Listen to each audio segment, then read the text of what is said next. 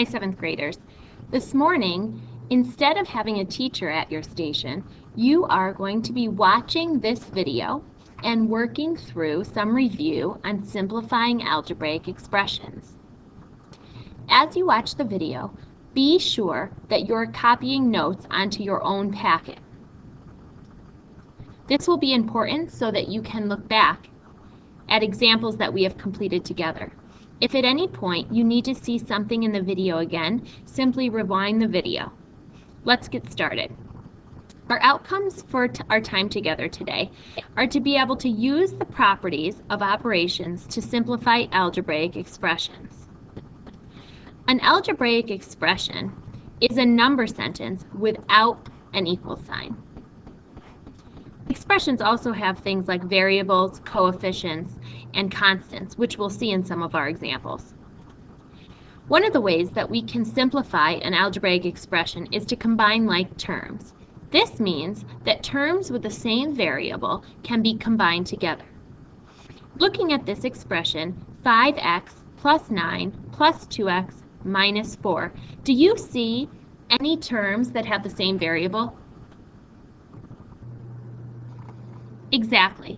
5x and 2x have the same variable. It's important to remember that you always take the sign that is in front of the term, in this case, plus 2. So let's put these together. 5x plus 2x is going to give us 7x.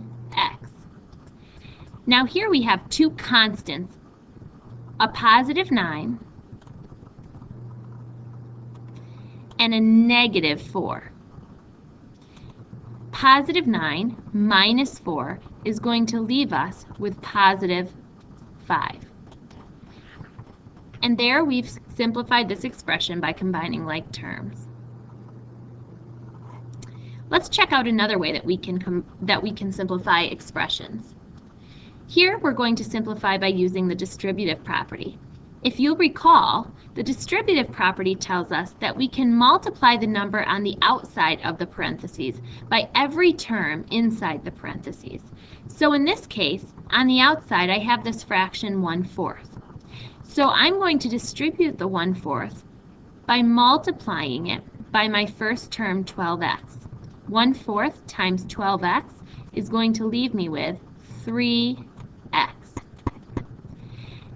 Then I'm going to multiply 1/4 times my second term, remembering to always take this sign that is in front. So I'm going to multiply in my calculator 1/4 times a negative 24, which is going to give me a negative 6.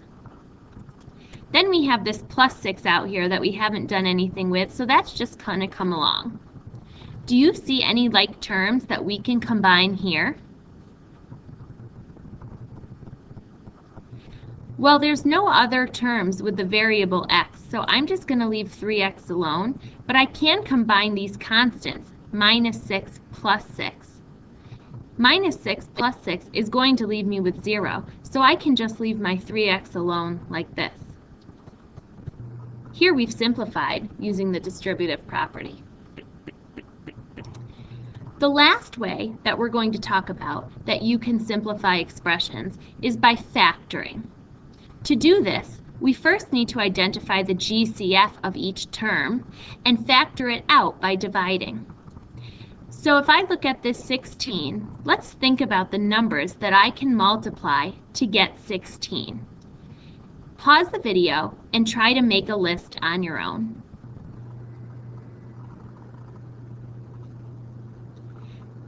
Let's see what you've come up with.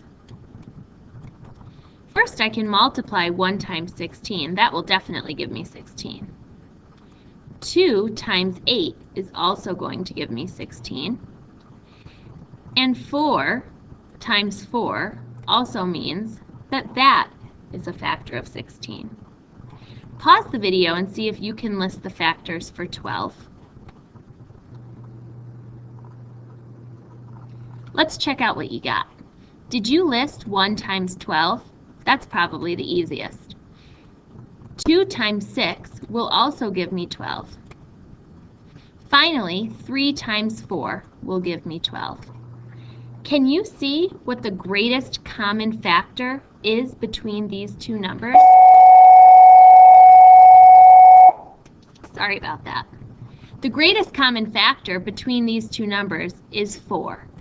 4 is the biggest number that 16 and 12 have in common. So I am going to put my 4 outside my parentheses. To factor, all I need to do is to divide out my 4 from each of the terms above. So 16 divided by 4 is going to leave me with 4x. And a negative 12 divided by 4 is going to give me a negative 3y. And there you have it. We factored this expression to simplify.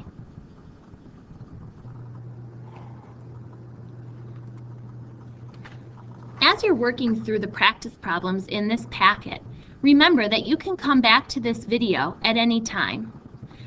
Also remember, if there's no number in front of the parentheses, the coefficient is going to be a 1.